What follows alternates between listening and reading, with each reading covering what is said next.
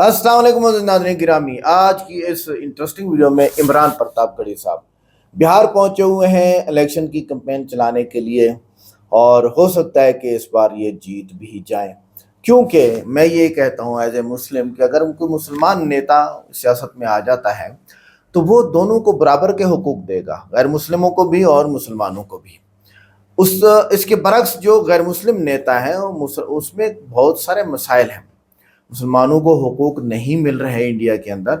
ये एक बहुत बड़ा मसला है, बहुत बड़ी समस्या है, जिसकी वजह से इंडिया की तरक्की रुकी पड़ी हुई है। क़यामत आ जाएगी, इंडिया तरक्की नहीं कर पाएगा जिस तरह चल रहा है। आइए देखते हैं इमरान प्रतापगढ़ी साहब ने यहाँ कुछ बंद भी पढ़े हैं और कुछ अशार भी पढ़े हैं, इसके अलावा तकरीर भी की है। वीडियो को लाइक करें, चैनल को सब्सक्राइब करें, वीडियो को व्हाट्सएप पे जरूर शेयर कीजिएगा, कमेंट करके बताइएगा वीडियो कैसी लगी। आइए देखते हैं। मैं तुम्हें अपने उसूलों की कसम देता हूँ, मैं तुम्हें अपने उसूलों की कसम देता हूँ, मुझको मजहब के तराजू में न तौला जाए। मैंने इंसान ही रहने की कसम खाई है, मुझको हिंदू या मुसलमान न समझा जाए। डॉक्टर चंदन यादव को राहुल गांधी जी ने, कांग्रेस पार्टी ने आपका प्रत्याशी बना करके खगड़िया की सेवा करने के लिए आपके बीच में भेजा है। डॉक्टर चंदन यादव लगातार आपके बीच में जा रहे हैं, आपसे अपील कर रहे हैं, और आज उसी कड़ी में मैं भी आपके बीच में हाजिर हूं। साथियों, आने वाले दिनों में आपको न सिर्फ बिहार के भविष्य का फैसला करना है, बल्कि यह भी दिखाना है देश को कि दिल्ली में बैठे हुए गुजरात के कुछ व्यापारी ये सोचते हैं कि बिहार को वो अपने हिसाब से चलाएंगे, लेकिन बिहार तो बिहार है, ये उड़ती चिड़िया के पर पहचानता है। बिहार ने ये सोच लिया है कि बिहार के भविष्य का फैसला, बिहार की तकदीर का फैसला गुजरात के व्यापारी नहीं बल्कि बिहार की जनता करेगी, यहां की आवाम करेगी। ये लड़ाई बहुत बड़ी लड़ाई है, इसलिए साथियों मैं आपके बीच में हजारों किलोमीटर का सफर तय करते हुए यहां पहुंचा हूं। पूरे बिहार के अलग अलग हिस्सों में जा रहा हूं, बछवाड़ा से लेकर के नालंदा से लेकर के बिहार शरीफ से लेकर के पूर्णिया से लेकर के पूरे बिहार के अलग अलग हिस्सों में जा रहा हूं, और पूरे बिहार की आहट पहचान करके आपको भरोसा दिलाते हुए ये बता रहा हूं कि 14 नवंबर को जब बिहार के विधानसभा चुनाव का रिजल्ट आएगा तो पूरा देश देखेगा कि बिहार में महागठबंधन की सरकार बनने जा रही है, तेजस्वी यादव मुख्यमंत्री बनने जा रहे हैं। कोई ताकत रोक नहीं सकती है। यहां मंच पर बैठे महागठबंधन के तमाम जो पदाधिकारी हैं, अलग अलग दलों के, राजद के तमाम पदाधिकारी, मुकेश सहनी जी के तमाम साथी, बाकी भी जो यहाँ पे सारे सहयोगी बैठे हैं, कांग्रेस पार्टी के तमाम पदाधिकारी जो यहाँ बैठे हैं, मैं उन सब की मौजूदगी को सलाम करते हुए आपसे एक बात कहता हूं साथियों, मेरी नई नस्लों खास तौर से, पिछली बार भी आपने कुछ नहीं देखा था, सिर्फ हाथ के पंजे का निशान देखा था, और इस बार भी आपको बस एक चीज का ध्यान रखना है कि ये लड़ाई दो ताकतों के बीच में है। एक तरफ दो ताकतें खड़ी हैं जो सुबह शाम इस कोशिश में लगी हैं कि समाज में नफरत कैसे फैल सके, समाज बंट कैसे सके, और एक तरफ वो ताकतें खड़ी हैं जिनका सीधे सीधे एक नारा है कि हमें नफरत के बाजार में मोहब्बत की दुकान खोलनी है। मैं राहुल गांधी जी का सिपाही बनकर के आपके बीच में आया हूं साथियों, और चंदन हमारे बहुत अच्छे साथी हैं, दोस्त हैं। इनकी कार्यप्रणाली को, इनके काम को सालों से देखता आ रहा हूं, इसलिए भी आपसे कहना चाहता हूं साथियों कि चंदन पर एक बार भरोसा जताइए। चंदन का नाम ही चंदन है। अगर आपके विधानसभा को सेवा करने का मौका मिल गया तो चंदन की खुशबू से पूरा खगड़िया महकता रहेगा, ये आपको भरोसा दिलाता हूं, ये भरोसा आपको दिलाता हूं। ये भाजपा वाले आपके बीच में आकर के चाहे जो समझाएं, एक चीज का ध्यान रखिएगा कि नरेंद्र मोदी जी और नीतीश कुमार जी की जुगलबंदी जो है उसमें दरार आ गई है। आज तक भाजपा नीतीश कुमार को मुख्यमंत्री का चेहरा मानने को तैयार नहीं है, और इधर पूरा महागठबंधन एकजुट होकर के नारा लगा रहा है कि अब की बार तेजस्वी सरकार। वो आपके बीच में आएंगे, नफरत की बात करेंगे, लेकिन महागठबंधन के लोग आपके बीच में आएंगे तो कहेंगे कि हमारी सरकार बनाइए, पूरे बिहार के एक एक परिवार से एक एक नौजवान को सरकारी नौकरी देने का काम करेगी महागठबंधन सरकार। हम मुद्दों की राजनीति करने के लिए आपके बीच में आए हैं साथियों। भाजपा और उनके सहयोगी दल एनडीए के लोग सिर्फ और सिर्फ नफरत की राजनीति करते हैं। कोई भी प्रदेश हो, मैं उत्तर प्रदेश से आया हूं, मेरी आंखों में उत्तर प्रदेश में टूटते हुए घर हैं, मेरी आंखों में असम में लोगों की उजड़ती हुई छत है। इसलिए मैं भी आप लोगों से कहना चाहता हूं खास तौर से कि ये जो राजनीति का वक्त है, ये बड़ा मुश्किल वक्त है, इसमें आपको बहुत होशमंदी से काम लेना है। अदावत है, सियासत है, परिंदा है, शिकारी है। अदावत है, सियासत है, परिंदा है, शिकारी है, मगर इन सारी चीजों पर मोहब्बत अब भी भारी है। चंदन आपके बीच में मोहब्बत के पैरोकार बन के आए हैं। याद करो खगड़िया वालों कि जब पूरे देश में नफरतें सर चढ़ चढ़ के बोल रही थी, पूरे देश में कोई भी नेता आवाज उठाने के लिए तैयार नहीं था। ऐसे में हमारे नेता राहुल गांधी जी ने एक दिन कहा कि हम कन्याकुमारी से कश्मीर तक 4000 किलोमीटर पैदल चलेंगे, बस एक नारा लगाएंगे, नफरत छोड़ो भारत जोड़ो। मुझे याद है कन्याकुमारी में समंदर के साहिल पर खड़े हुए चंदन यादव भी याद है और हरीश चौधरी भी याद है, जब हम सारे लोग राहुल गांधी के कंधे से कंधा मिलाकर के कन्याकुमारी में समंदर के किनारे खड़े थे और ये अहद कर रहे थे कि अगर राहुल गांधी 4000 किलोमीटर अपने पैर के छालों की परवाह किए बगैर कश्मीर तक पैदल जाएंगे नफरत के खिलाफ, तो हम सारे लोग राहुल गांधी के साथ चलेंगे। हमने अपने पैर के छाले नहीं देखे, क्योंकि राहुल गांधी ने अपने पैर के छाले नहीं देखे। हम चलते रहे उनके साथ। जब मैं राहुल जी के साथ चलता था तो मुझसे मीडिया के साथी कहते थे कि इमरान साहब आप सांसद बाद में हैं, शायर पहले हैं, राहुल गांधी के कंधे से कंधा मिलाकर चल रहे हैं, क्या कहेंगे? तब मैं कहता था कि जो हर जालिम से टकराएगी वो आंधी बनाऊंगा, जो हर जालिम से टकराएगी वो आंधी बनाऊंगा। नए अंग्रेज आए हैं, नया गांधी बनाऊंगा। हम चलते रहे राहुल गांधी के साथ 4000 किलोमीटर। दिल्ली में बैठे हुए नरेंद्र मोदी कहते थे कि राहुल गांधी तो शहजादे हैं, लेकिन वही शहजादा, वही राजकुमार एक टी शर्ट में, एक ट्राउजर में, एक जूते में कन्याकुमारी से कश्मीर तक चलता रहा।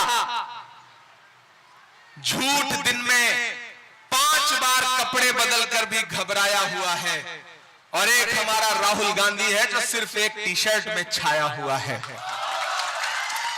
हम चले उनके साथ, और आज जब बिहार के भविष्य का फैसला करने का वक्त आया तो उन्हीं राहुल गांधी ने आपके बीच में चंदन यादव को अपना नुमाइंदा बना करके भेजा है। पूछ रहा हूं कि कहां सोया है चौकीदार, कहां सोया है चौकीदार। अब बिहार में बनने वाली गठबंधन सरकार, कहां सोया है चौकीदार, कहां सोया है चौकीदार। के चाय, बड़े समझदार लोग हैं खगड़िया के, आप बस चाय का नाम ले लो, इनको स्वाद आ जाता है, बोलने की भी जरूरत नहीं पड़ती है। कि चाय बेचने वाला पूरा भारत बेच रहा है। बेच रहा है कि नहीं बेच रहा है? बेच रहा है कि नहीं बेच रहा है? कि चाय बेचने वाला पूरा भारत बेच रहा है। इसी काम में हासिल से महारत बेच रहा है। कि रेल बिक गई, तेल बिक गया, बिका हवाई अड्डा। अगली जो लाइन है ना, उसमें एक नाम आएगा, और नाम सुन के ना मजा आए तो फिर आपकी तालियों का शोर पूरे बिहार में और पटना और दिल्ली तक जाना चाहिए। मैं पढ़ता हूं कि रेल बिक गई, तेल बिक गया, बिका हवाई अड्डा, सब कुछ बिकता देख के खुश हैं अपने जेपी नड्डा के जनता महंगाई की मारी करती हाहाकार। कहां सोया है चौकीदार, कहां सोया है चौकीदार। अब बिहार में बन जाएगी तेजस्वी सरकार। कहां सोया है चौकीदार, कहां सोया है चौकीदार। साथियों, खगड़िया के एक एक साथियों, मैं चाहता हूं यहां से वहां पीछे तक एक बार अपना हाथ उठा करके मुझे भरोसा दिलाइए। कोई हाथ नीचे नहीं रहना चाहिए। मुझे भरोसा दिलाइए कि आज से इस चुनाव को चंदन यादव बनकर के लड़िएगा। आज से इस चुनाव को तेजस्वी यादव बन के लड़िए। आज से इस चुनाव को आईपी गुप्ता बन के, मुकेश सहनी बन के लड़िए। आज से इस चुनाव को राहुल गांधी बन के लड़िए। आज से इस चुनाव को इमरान प्रतापगढ़ी बन करके लड़िए। चंदन जीतेंगे तो मैं जीतूंगा। मुझसे राहुल जी ने कहा कि इमरान खगड़िया जाओ और वहां जाकर के सभी साथियों से, अपने तमाम चाहने वालों से गुजारिश करो कि चंदन आने वाले दिनों में बिहार की राजनीति का एक बहुत बड़ा चेहरा बनेगा। इसलिए चंदन को विधायक बना करके अगर खगड़िया की आवाम ने असेंबली पहुंचा दिया तो आने वाले दिनों में चंदन 25, 30, 40 साल आपकी सेवा करते रहेंगे। यह भरोसा मैं आपको दिला रहा हूं। और जो साजिश कर रहे हैं उनके नाम आखिर में 4 पंक्तियां पढ़ के जाता हूं कि दायरे में सिमट के आएगा। मुझे दिखना चाहिए आपका जोश, जिस जोश के लिए खगड़िया जाना जाता है कि दायरे में सिमट के आएगा, हर रवायत से हट के आएगा। आंधियों को जरा खबर कर दो, आंधियों को जरा खबर कर दो, शेर वापस पलट के आएगा। एक भी वोट बर्बाद नहीं करना है। हाथ छाप के अलावा एक भी वोट कहीं देने का मतलब है भाजपा को फायदा पहुंचाना। इसलिए एक भी वोट। अच्छा, सामने से एक आवाज आई कि ये 4 पंक्ति बिना पढ़े चले जाएंगे तो काम नहीं चलेगा। भाईजान का हुक्म है, मैं पढ़ देता हूं कि नफरत के कारोबार को बदलेगा ये बिहार, नफरत के कारोबार को बदलेगा ये बिहार, इस झूठे चौकीदार को बदलेगा ये बिहार, इस झूठे चौकीदार को बदलेगा ये बिहार, जुल्मत तेरे आसार को बदलेगा ये बिहार, दिल्ली की भी सरकार को बदलेगा ये। तो नाज़रीन गिरामी, ये थी इमरान प्रतापगढ़ी साहब की वीडियो जिसमें वो कैंपेन चलाते हुए नजर आए। आपको स्पीच दी बड़ा हड़ाधुड़ी वाली। बात यह है कि चाहे आरएसएस हो, बीजेपी हो या हो और राहुल गांधी वाली जो कांग्रेस पार्टी है वो हो, चाहे ओवैसी साहब की पार्टी हो, कोई भी हो, जब तक आम बंदे को, चाहे वो हिंदू है, मुस्लिम है, ईसाई है, यहूदी है, पारसी है, कोई भी है, उसको फायदा नहीं पहुंचेगा ना, तुम्हारी कैंपेनों के चलाने का कोई फायदा नहीं है और ना ही तुम्हारा कोई फायदा है। सारे सुन लें, प्रतापगढ़ी साहब भी सुन लें। अगर हुकूमत नहीं फैक्ट्रियां नहीं लगाती, हाईवे रेल प्रोजेक्ट शुरू नहीं करती तो मुसलमान समेत आम लोगों को ज़्यादा नौकरियां नहीं मिलेंगी, जिससे माशी हालत बेहतर हो ही नहीं सकती। एक आदमी 25 रुपये कमा रहा है और उसका खर्चा 100 रुपये है, तो क्या करेगा वो बेचारा। बर्बादी तो यहाँ पर है। अब इंडियन हुकूमत क्या करती है, बाहर से चीज़ें मंगाती है और उस पर टैक्स डबल कर देती है, उससे कमा के IMF को टैक्स और सूद और किस्तें भी अदा कर रही है और ख़ुद भी सारे पेटू बनते जा रहे हैं सियासतदान, और अवाम वही चीज़ में डबल कीमत पे ले रही है। निकल अवाम से रहा है। इंडियन हर मुल्क यही कर रहा है तकरीबन। आगे देखें, सरकारी स्कूल, कॉलेज और स्कॉलरशिप बढ़े तो गरीब मुसलमान बच्चे भी आला तालीम हासिल करके बेहतर मुस्तकबिल बना सकते हैं। हुकूमत अगर टेक्निकल ट्रेनिंग सेंटर खोले तो नौजवानों को हुनर मिलता है और कमाई के मौके भी मिलते हैं। हमारे कुछ रिश्तेदार सरकारी ट्रेनिंग सेंटर में पढ़े हैं, फ्री में पढ़े हैं, बहुत अच्छी ज़िंदगी गुजार रहे हैं।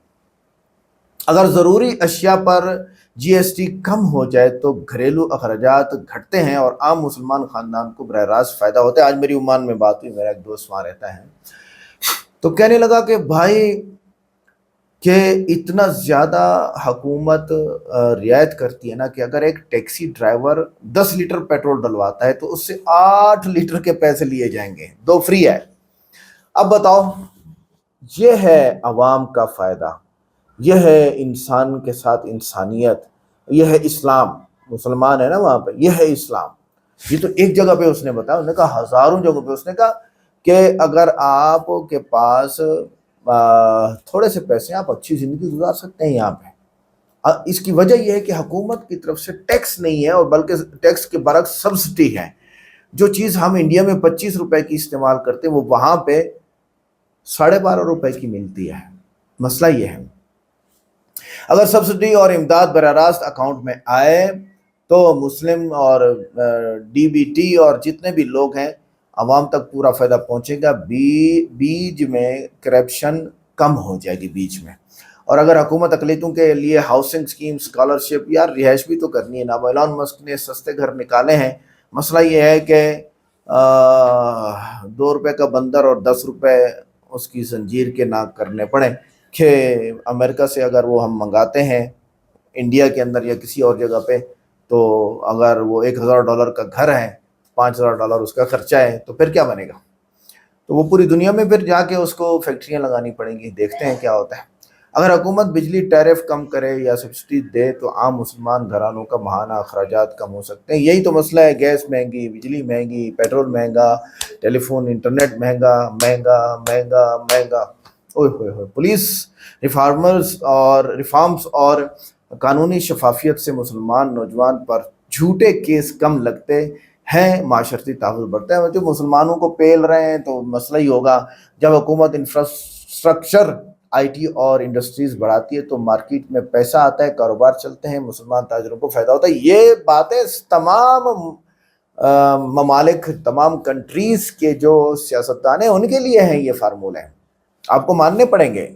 अगर हुकूमत पेट्रोल, डीजल और कमर्शियल टैक्स कम करे तो ट्रांसपोर्ट सस्ता होता है, जिसका फ़ायदा मुस्लिम कारोबारी तबके का होता है। नेचुरल जो कुदरत ने, अल्लाह ताला ने ज़मीन के अंदर मिनरल्स रखे हैं, उनको निकालो। वो इस बढ़ती हुई आबादी के लिए ही तो थे, उनको निकालो। नहीं पेट भरना है, उनको दबा रहने दो भाई। अगर मुस्लिम इलाकों में सड़कें, अस्पताल, स्कूल और पीने का पानी बेहतर हो तो वहाँ के लोगों की ज़िंदगी का मयार खुद ब खुद बढ़ जाएगा, इंडिया साफ भी हो जाएगा। वीडियो कैसी लगी? वीडियो को लाइक करें, चैनल को सब्सक्राइब करें, वीडियो को व्हाट्सएप पे ज़रूर शेयर करें, कमेंट करके बताइएगा वीडियो कैसी लगी। मिलते हैं नेक्स्ट वीडियो में। अस्सलाम वालेकुम।